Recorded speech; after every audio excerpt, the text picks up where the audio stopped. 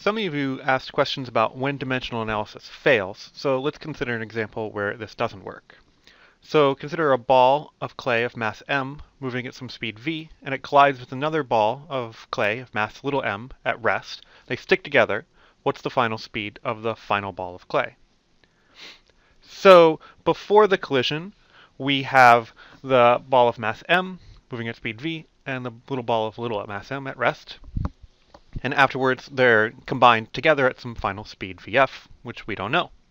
We want to use dimensional analysis to figure out what this final speed vf is.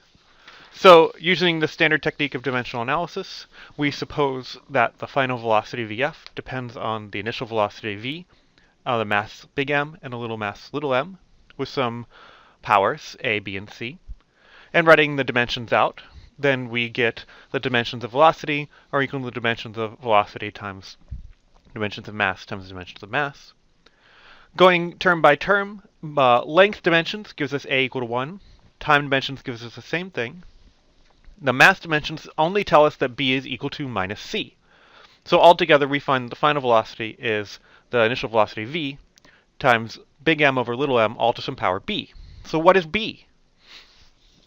Well, maybe we could guess. I don't know, b is equal to 1, which means c is equal to minus 1. So the final velocity is v big M over little m. So this is the technique that we would get and the answer we might get by dimensional analysis. What's the actual answer? Well, if you recall, using momentum conservation, that the initial momentum, pi, is equal to final momentum, pf.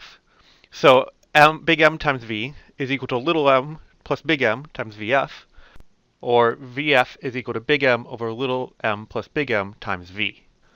Clearly, this is an epic fail of dimensional analysis. They don't match. They don't even match the right functional form. It's not just that they're off by some numerical factor. So this is a case when dimensional analysis doesn't work.